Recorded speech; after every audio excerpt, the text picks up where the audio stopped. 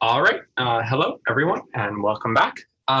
Today, we are going to spend some time diving a little bit deeper into the different types of studies that are done, the rationale behind doing those different types of studies, kind of like the general what do we look to find by doing research. Um, it's very easy to think that uh, research is this big behemoth of a thing that uncovers amazing new things all the time, and I'm not the person that's going to discover the cure for cancer. But that is very much not research. Oh, some audio issues. Is there anyone else? Am I clear for everyone else? Yeah. Okay. You may want to jump off and jump back on if needed.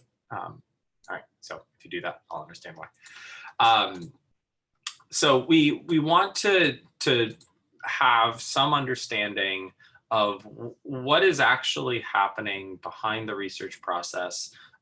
What is it that we are looking for? What are we actually trying to accomplish by conducting research? As I said, the goal when you set out to do a research project is not to win the Nobel Prize every single time. The idea of advancing a field, advancing a science, advancing education is such a small step-by-step process, and it's actually, we see the headlines, we see the big developments, but what we don't see are the thousands upon thousands of data points that lead to those breakthroughs. And those data points, those research projects, those infinitesimally small steps are our everyday research. That's the research that 99.9% of us are conducting. And when you think of the applicability of research to a classroom in particular, you might be thinking of, well, that pedagogical concept has no bearing on how I teach math or how I teach reading to this 4-year-old, this 5-year-old. But that big high pie in the sky concept is going to inform all these other little ideas, little practices, little whatevers that are really exactly what you are doing, right? And what most of research is looking at is, does this apply? Does this big concept apply to this setting, or to this kid, or to this age, or to this teacher, or to this school? And the this and this and this and this and this and this are exactly what you are doing. And that's how we begin through that research process to determine an evidence base. So when we talk about evidence-based methods, we are looking for those practices that have some research applicability to current settings. That's true in education, that's true in medicine, that's true in any field that has a research side and an applied side. And when we start to break down the research process and the why of research, we start to understand how I, a teacher, an individual, can do research with my students and show something that that is meaningful, that may or may not be successful, but is meaningful. Okay. So when when you guys did that activity 1, the what kind of study is this? Part of the purpose of that study is to give you a little bit of an overview of the different types of questions we can ask as researchers. What are the little things that we can see that are going to be publishable, that are going to be meaningful for a wider community, whether it be a scientific community or an applied community. So we had these 3 different categories that we were looking at, right? We were looking at quantitative versus qualitative. We were looking at basic versus applied, and experimental, single subject, correlational, causal comparative, blah, blah, blah, all those different pieces. So I want to spend a little bit of time not going over the specific examples, but going over those broader categories. So we have a better understanding of what it is that each of those is looking at, and how we can use those. I'll put it this way: can or can't use those in our current applied setting. So all of this I'm going to discuss in terms of an educational context, and narrowing it down specifically to a classroom context. Okay, so starting off, quantitative versus qualitative. Does anyone want to give a shot at what those 2 terms are or mean? What's quantitative and qualitative? Go ahead. Quantitative has to do with numbers, and qualitative does not. Is that it? Yeah, it is. What numbers are we looking at when we define putting you on the spot? Which numbers are we looking at when we define that in terms of research, or not numbers? I'm not really sure. Okay, that's fine. So we're actually, that's specifically looking at the results. All right, so are the results being displayed in terms of numerics or in terms of descriptives?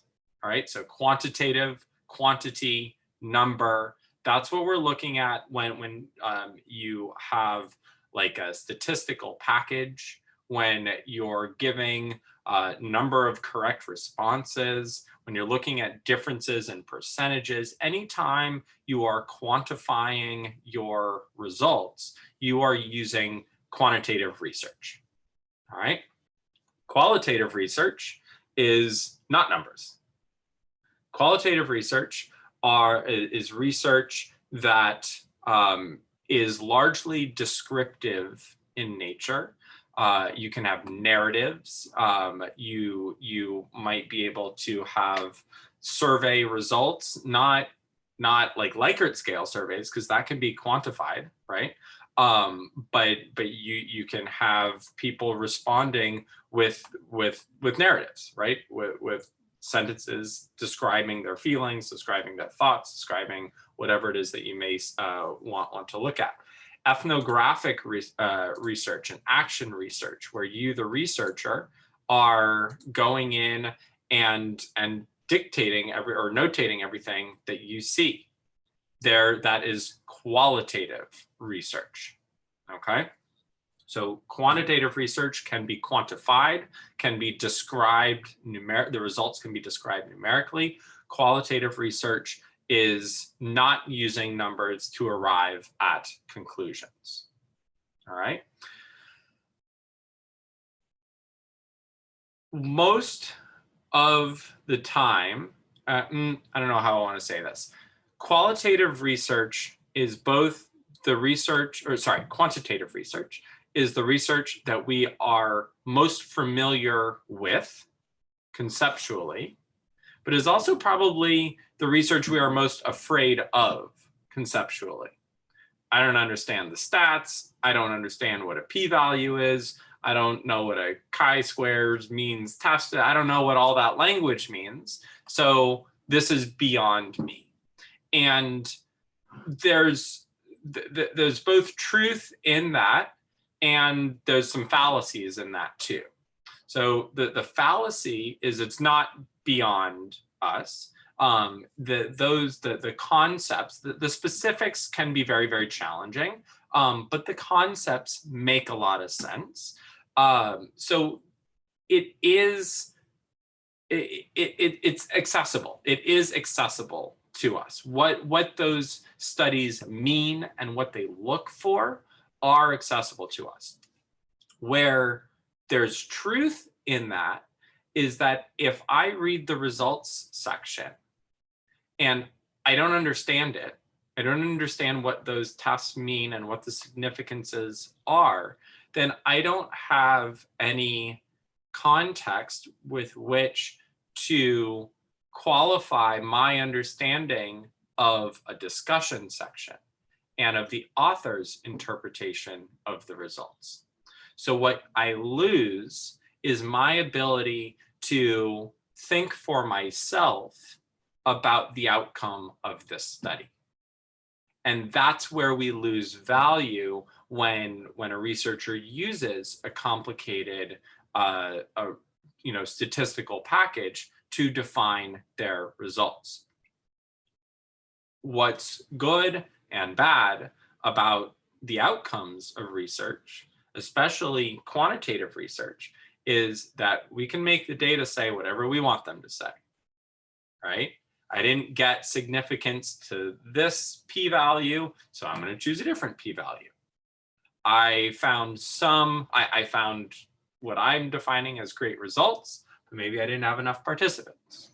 If I don't know the boundaries of what defines success, then I can't necessarily look with my own interpretation at those results. And therefore, I have to trust what the authors are saying. And that's not always a good thing, right? Authors are going to write what they want you to hear, even in research, unfortunately. There's politics in research, I promise you. So while we do have access to the meaning of those statistics, until we actually access it, it does make it very, very hard to gain meaning from those results. All right. There are other types of, there's another type of study that's actually not in here that actually helps us take care of that I'll talk about in a second. Okay. All right. So we have quantitative that's numerically defined. We have qualitative that is defined through narrative, right? So we are just describing what we are seeing. When your principal goes into your classroom, does an observation, and is, typing or writing at 1,000,000 miles a minute, they are describing everything that they see happening in your classroom, right? You do that over and over and over and over, and we can start to outline a narrative around birth to 5 educational settings, right? And that might comprise my research. I could be looking for key factors. What do all of these classrooms employ? And here's my data, quote unquote, to support that is these narratives that I have.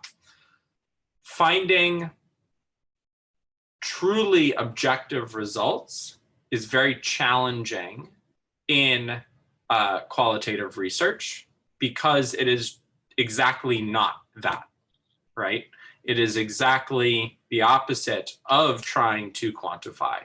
You are just describing. What qualitative research is really, really good at is starting to, I think, is starting to loosely categorize and identify critical variables for future research. So if I go into a classroom or go into a group of classrooms and I write down all the things that I see and all the things that appear to be common in effective classrooms, then what I've started to do is I identify a variable that can be studied in a quantifiable way. There's a lot happening in a classroom, but if I start to see, okay, this classroom has a token economy, this classroom has a token economy, and this classroom has a token economy, and they all have lower rates of student disobedience, right? then I can say, all right, now I want to go back and study these in a quantifiable way. So give and take, some good, some bad. The vast majority of educational research is quantitative. All right, so that is something that you are going to see a lot more of. Good. Basic versus applied research. What's the difference between those two?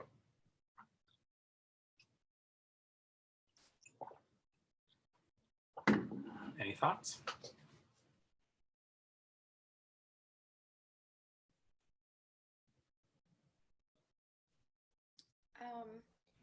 Basic, I think, kind of helps develop a theory or a sense of thinking, and I'm not sure how to describe applied, actually. Okay, no, good. So I tend to like to try and lead people to answers. You're absolutely right. Basic develops theories, develops concepts, develops principles, right? So if that's like the 10,000-mile view, what is applied? What might applied research be looking at? What's the flip of that?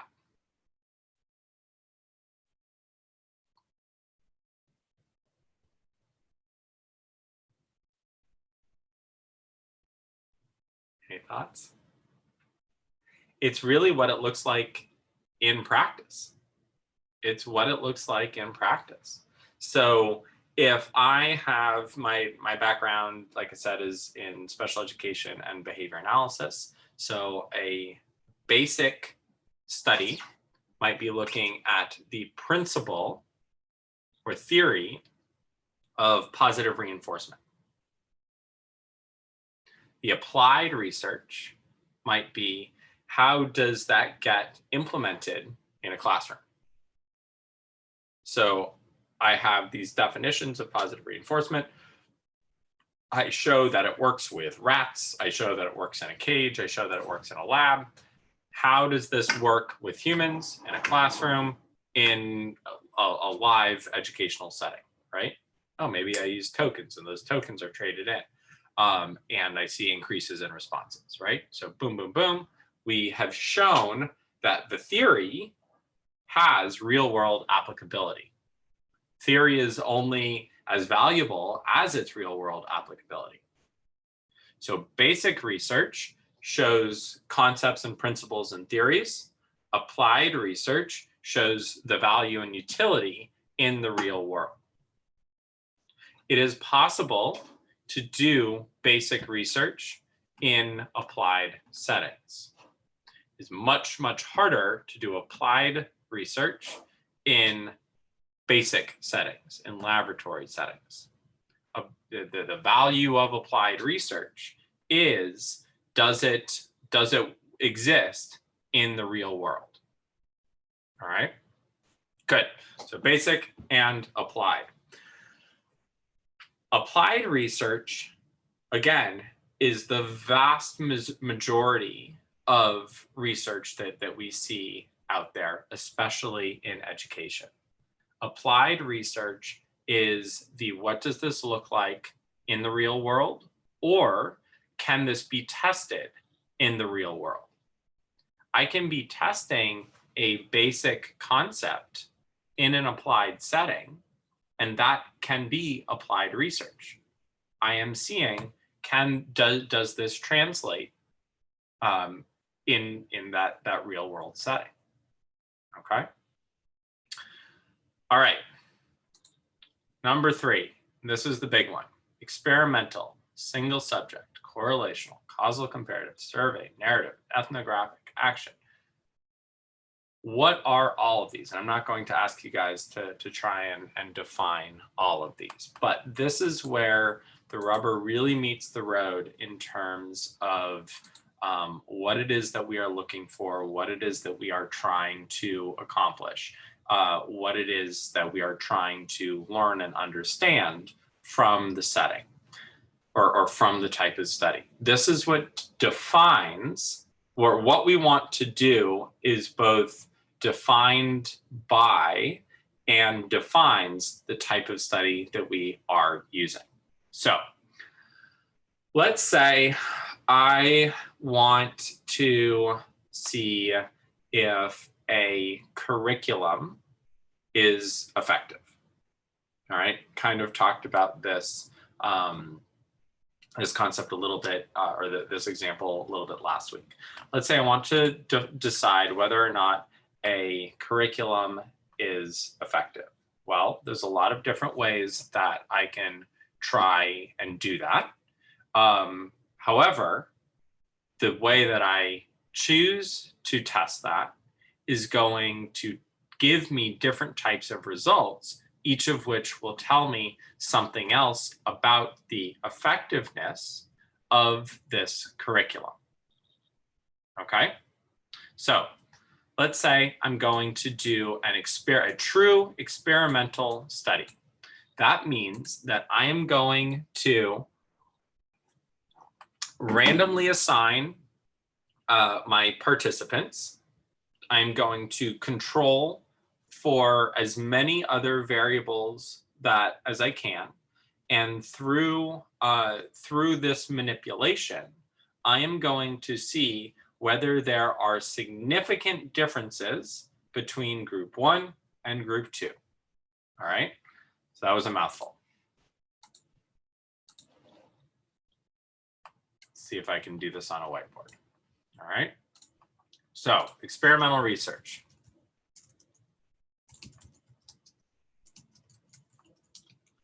Has random assignment. I have 50 classrooms, each with 20 students. All right, so I have 1,000 students overall. I am going to randomly assign classroom 1 to curriculum 1, classroom 2 to target curriculum, classroom 3 to target curriculum, classroom 4 to curriculum 1, classroom 5 to target, classroom 6 to target, classroom 7 to curriculum 1, classroom 8, just flipping a coin every single time. All right, and I get about 500 students in 25 classrooms in my target curriculum, and about 500 students and 25 classrooms in my control. All right. Number 2, I am going to control for other variables. There are lots of different ways that I can control for variables. All right. The most common way in these large studies is I am actually not going to do anything with those other variables on the front side. I'm going to control for them through my statistics on the back side. So what are some variables that if I'm testing for the effectiveness of a curriculum across 50 classrooms, what might be some variables that have an impact on any one classroom's success? Question for you. What do you think?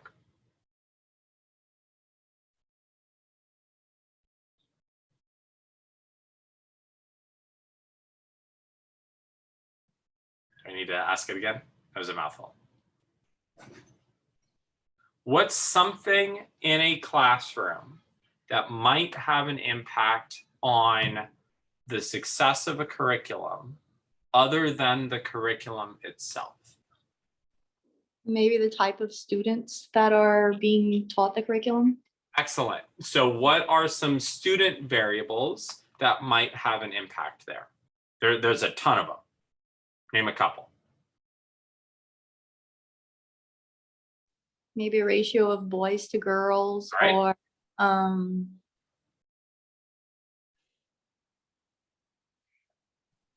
Maybe the class size. Class size. Good. So gender, class size. The age of the kids. Age.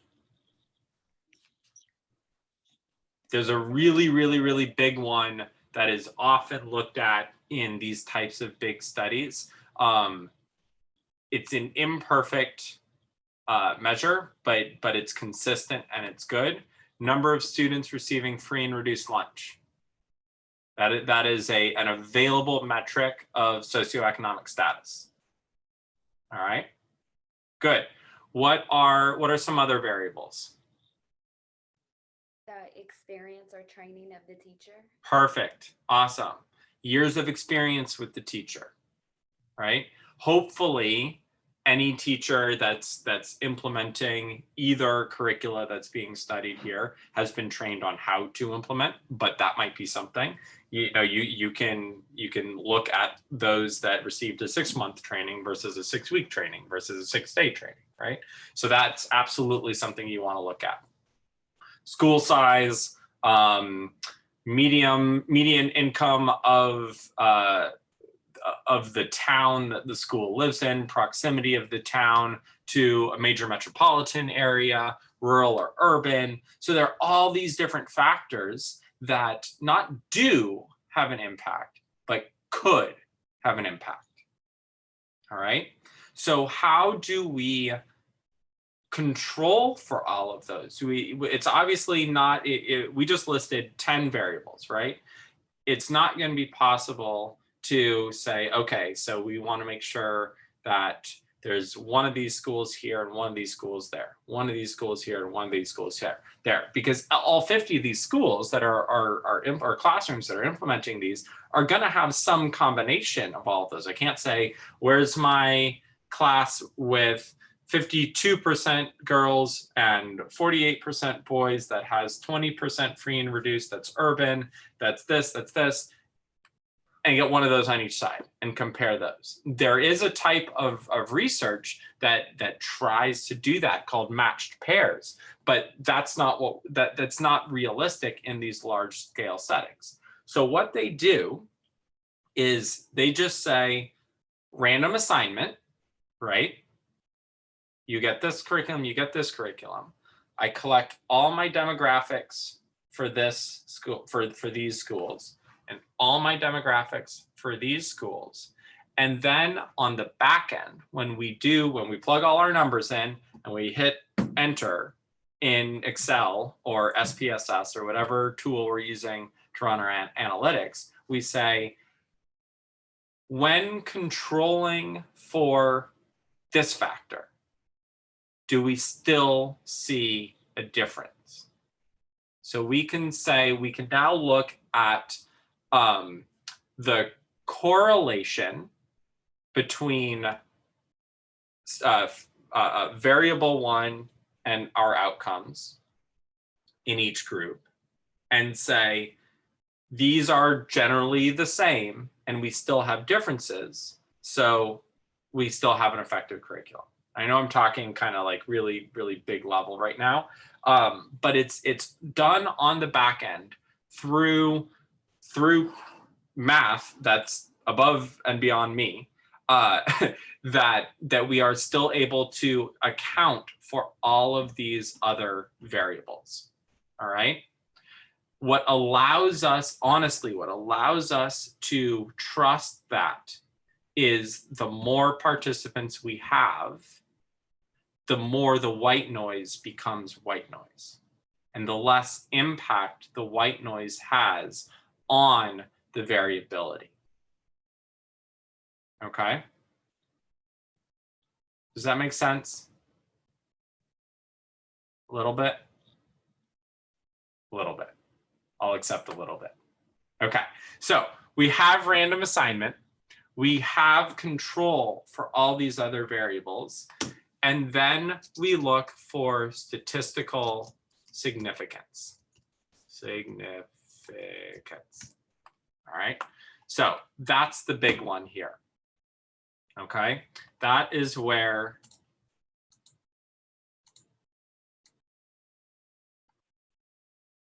our friend the bell curve comes in. Okay, so how does this work? We have group 1, number of students that scored X percent on their pretest, okay? Bell curve 2, same group, number of students that scored X on their post-test. Pre-test, teach with the curriculum, post-test. All right, so here, these were my lower students in the pre-test. These were my lower students in the post-test. They improved.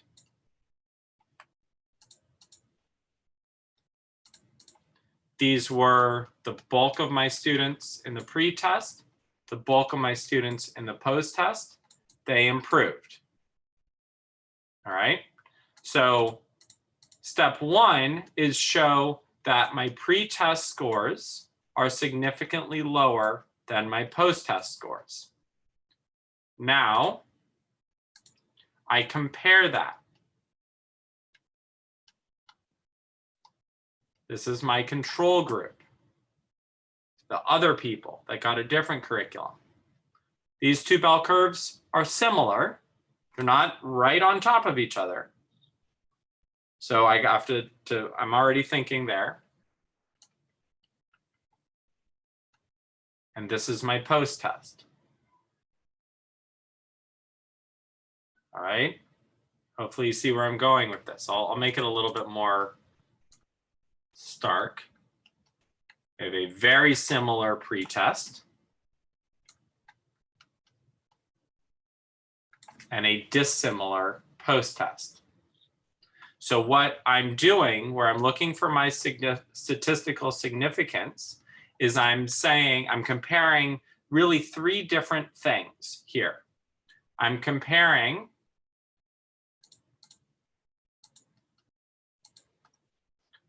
black line, I'll do it this way first. Black line to red line. Those look the same. So my pre-tests were the same. I'm comparing black line to black line, saying they got better from pre-test to post-test. So far, so good? Okay. Then I'm comparing the difference between my second black line and my second red line. So given that my pre-test scores were the same, and given that we have significant improvement from pre-test to post-test, is there significant difference between my post-test for the curriculum that I'm testing and my post-test for the other curriculum? And if this is significantly different, then I can say curriculum 1 is more effective than curriculum 2. If my second post-test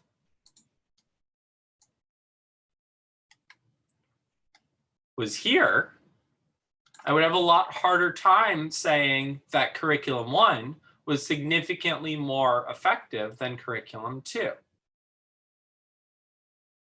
If my second post-test were here, I would say it was less effective, right?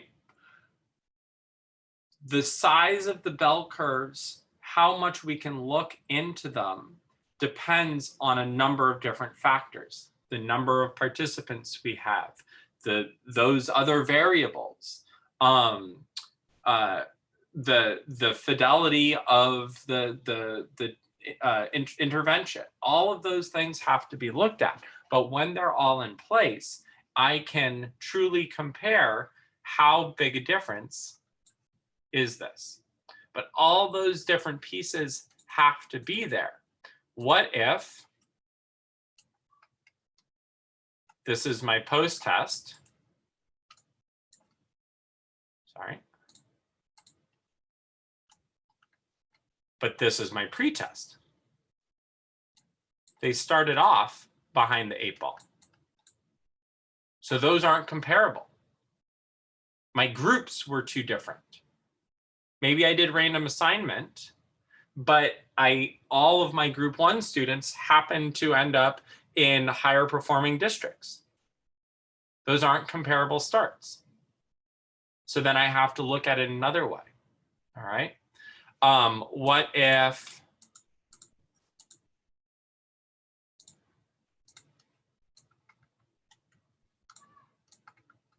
we were here?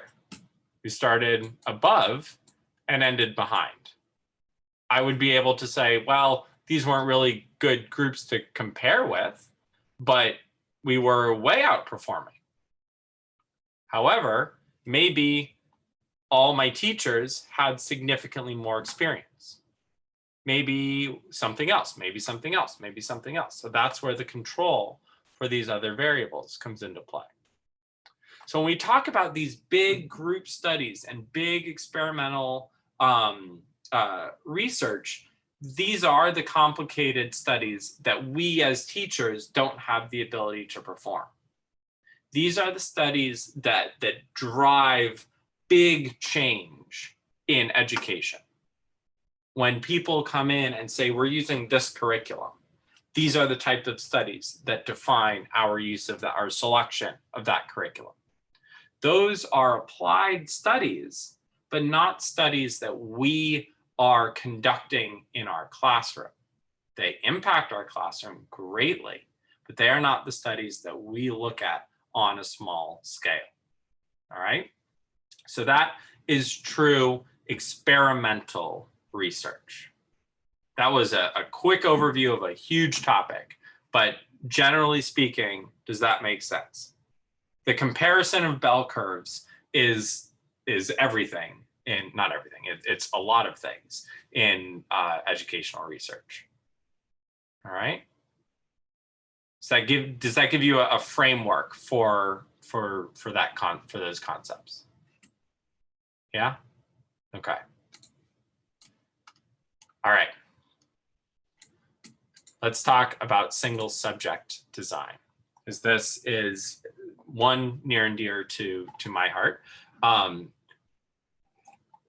But two, something that's a little bit more relatable in a classroom study.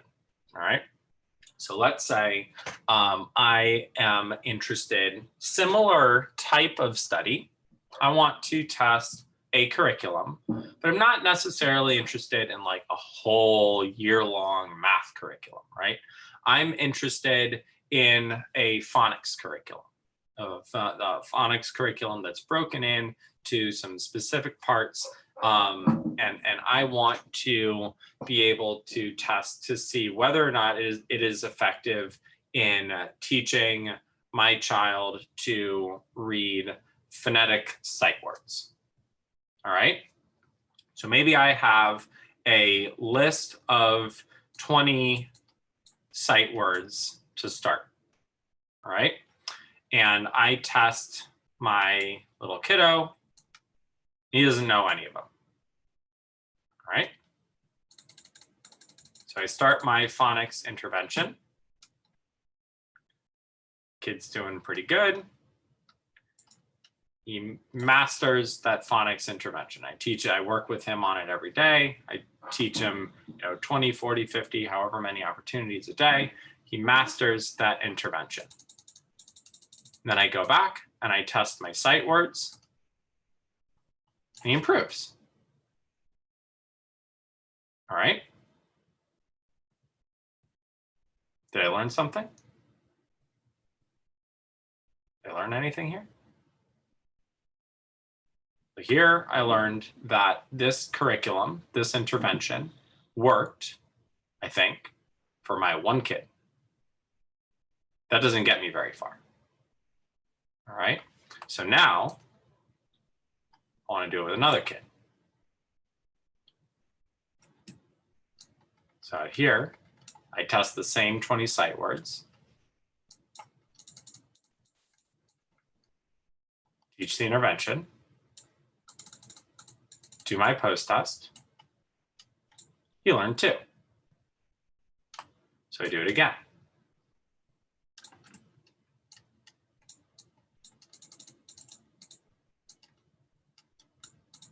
I do this over and over and over, and I continue to see it. And each time my kid doesn't know the words, and then I do the intervention, and then they do know the words. And through that simple process, I start to see that this intervention is effective. But where in my other study, I had 500 participants over different genders and different ages and different this and different that and different this. These 3 kids are all in kindergarten. None of them know any of their sight words. They've never had phonics instruction before. None of them are free and reduced lunch. They all have the same teacher. All of those other variables that we control for on the back end are controlled for on the front end here in single subject design. So what do I learn? From a single subject design, I learn that this one variable of interest, this intervention, has very high control over these findings when I factor in all of the other things. This has no generality to 10-year-olds. This has no generality to special education students. This has no generality to free and reduced lunch kids. This has no generality to anything other than the profile of student that I have shown it to be effective for here. Where the group studies, the experimental research, has massive generality, but there might be all these other little things that are having an impact. This I know to be exactly what it is, but it has no generality beyond what I've tested. All right. So my next researcher comes and says, okay, I'm going to do this exact same thing with a free and reduced lunch population. Check, it works for that.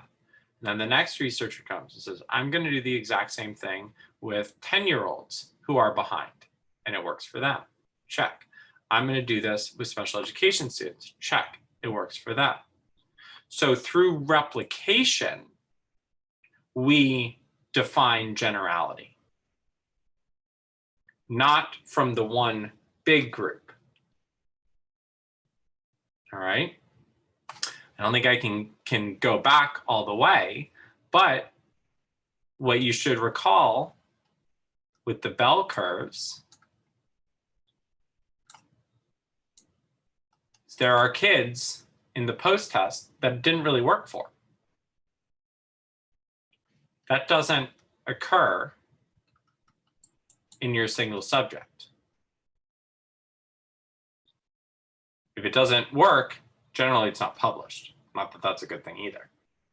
But the single subject is finding these like populations that that we can show something to be effective for.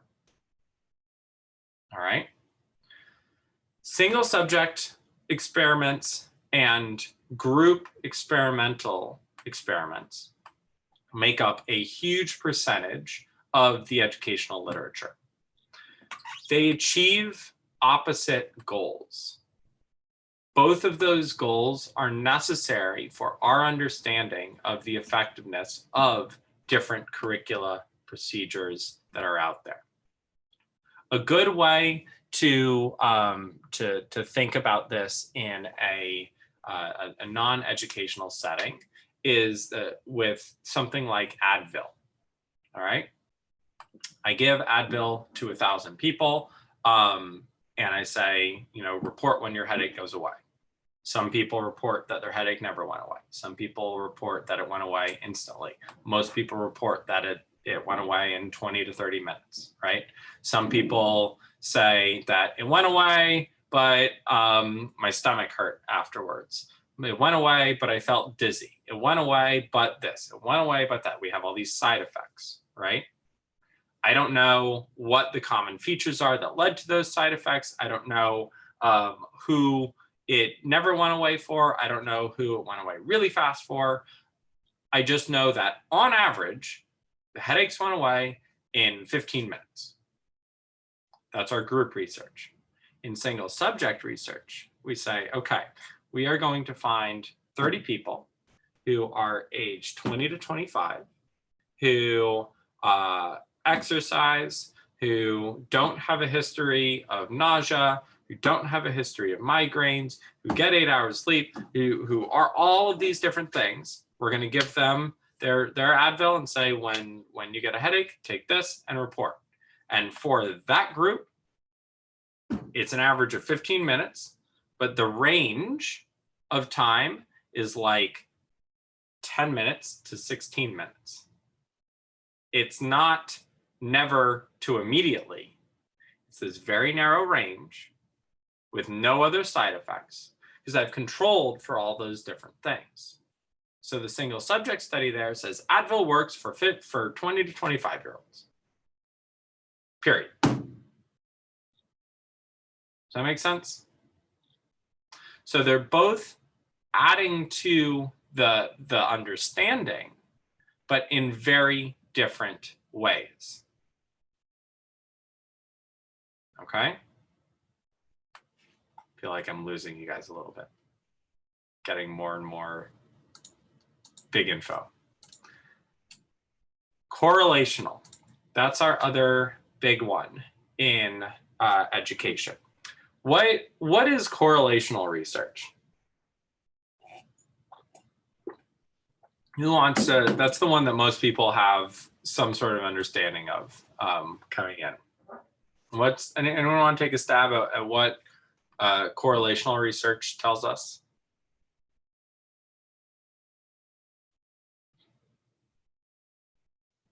I'll try out, I guess. Do it. Two variables have a relationship, but they don't, it's not like a cause or effect relationship. It doesn't necessarily determine something, but there is some kind of relationship between the two. Good. So, and I would remove the words relationship. And I would say the degree to which two events occur or don't occur simultaneously. And that's it. All right. The famous one is that ice cream, consumption of ice cream is correlated with shark attacks. There's no relationship between those two, but they both happen more during the summer. It's hot, people eat ice cream. It's hot, people go in the water. So ice cream and shark attacks are correlated. They occur with increasing frequency together and decreasing frequency together, but they are not related. They are both related to this other variable, warmth, temperature. All right. Correlational research is informative in that it looks to variables that might be related, but it does not have any cause-effect relationship directly attached to it, because none of the other controlling variables that both single subject and experimental design look at are tested for, are controlled for. So what we would see, remember when I was talking about in the group research, how that we look at all those variables on the back end, right? So what we would see is that, okay, we have ice cream eating and we have shark attacks, but when we add in temperature, we no longer have significance. Temperature becomes the controlling variable for each of those. So what we can do is we can find places where ice cream eating goes up and temperature goes up, but shark attacks stays the same, or doesn't exist. So if there's a cause-effect relationship, then when shark attacks go up, there should be more ice cream, but when ice cream goes up, there should be more shark attacks. Are there more shark attacks in Oklahoma City? I would think not, because it's land-bound, right? So that's not causal. Temperature goes up, ice cream eating goes up. Temperature goes down, ice cream eating goes down. Okay, good. All right, so with and then we get into the blend between quantitative and qualitative, causal comparative, and then into the qualitative with survey and narrative and ethnographic. And I'm not going to go into those as much because that's really not the focus of this class. But what we are going for here is what are really between experimental, single subject, and correlational. What are the types of variables that we are looking for? And what types of answers do we get from those? All right. The goal, the overall long-term goal of a body of research, the questions that we ask, the answers that we look for are looking for what are the, especially in education, what are the practices and procedures, what are the interventions, what are the variables that lead to the most impact for the greatest number of children. That's what we're looking for. Whether we arrive at that through a gold standard double-blind experiment or a single subject study that looks at one individual with a couple of different behaviors, no one study, or very rarely do we have the one study that is single-handedly going to alter the landscape. What we have are study built upon study, built upon study, replication built upon replication, small change here, small change there, small change here, to create this body of research that we refer to as an evidence base. We start small. And that's where, and in the research world, by starting small, that's where the application is within your classrooms. You, as a teacher, have the ability to conduct something like single subject research. You, as the teacher, have the ability to be a part of something like an experimental study, a large-scale experimental study. In one, your findings are not going to create an evidence base, but they may contribute to the evidence base. In the other, your findings are not going to create the evidence base, but they may be a part of the evidence base, or what becomes the evidence base. So whether it's this large-scale study, whether it's a small-scale single subject design, whether it's something in between, we have this relationship to our findings. We have this relationship to what research shows because we have a classroom with kids. Research is only as valuable as the application in those classrooms. Research is not done in labs 100% of the time. Research is not done under a microscope. Research is done in real world settings with real world problems, with real world kids and teachers, right? And that is the applicability for you. So when we talk about research questions, and that's really what I want you to be what we're going to be thinking about over the next week. What type of study, not is this, but what type of study am I interested in? What type of question do I want to ask? This is where you start thinking about, what is it that I see in my classroom? What is it that I am curious about? What is more effective in terms of a behavior management system? Is this an effective reading intervention? What happens if I change this procedure in my classroom?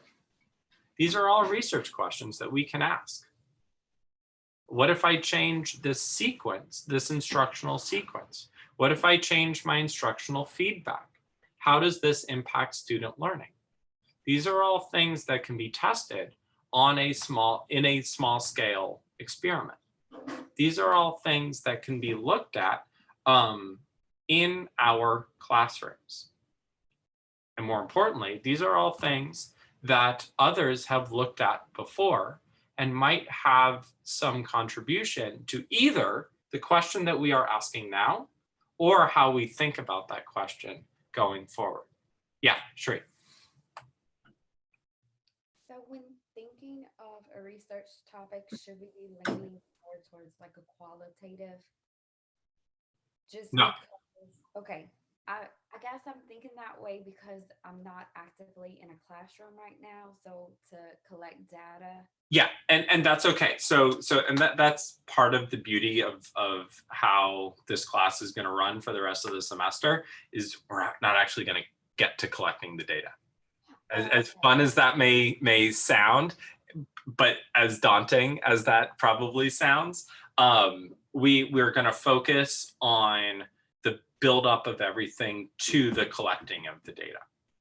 All right. So we're going to spend a lot of time, like the next 3 weeks, I think, is going to be spent on the lit review and diving in and reading and how to synthesize what has already been done. We're going to talk about putting a method section together and how that would look, and that would lead us up to day one of collecting data, which we conveniently run out of time for, because that's a lot. That's a lot. All right. Good. I did want to kind of end off for today. I wanted to. There was one other type of study that I mentioned that I wanted to come back to, and that's called a meta-analysis. Meta-analysis is rarely looked at by educators, because I don't think most people know about them, but it is an extremely valuable research tool for educators.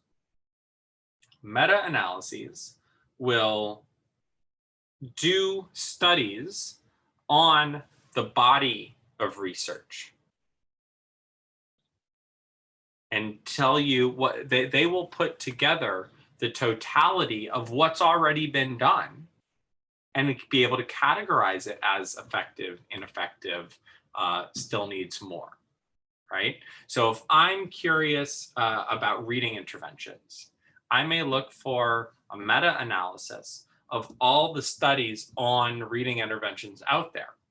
And the analysis might tell me I need to use curriculum 1. It will have looked at all the studies on curriculum 1, curriculum 2, curriculum 3, curriculum 4. It'll look at all the different participants that all those studies use. It will analyze the real big picture and be able to tell you reading mastery is your program. All right. Reading Wonders is your program. So a meta-analysis is another type of research out there. It's neither basic nor applied, but it's a research of the research. It's a study of the research, and can be very valuable in helping applied practitioners identify what the research actually says about a topic. Meta-analyses are not done for every topic, for every age, for every subject that's out there. So I don't want to sit here and say that you will be able to, with certainty, be able to find a meta-analysis on the topic of your choice.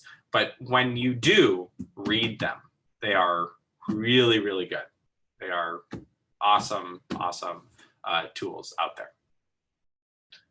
Okay, that was a lot. That was a a big hour, just over hour. All right, so looking at Moodle, for next week, oh, let's see. So I'm going to, oh, my dates are all off, I apologize.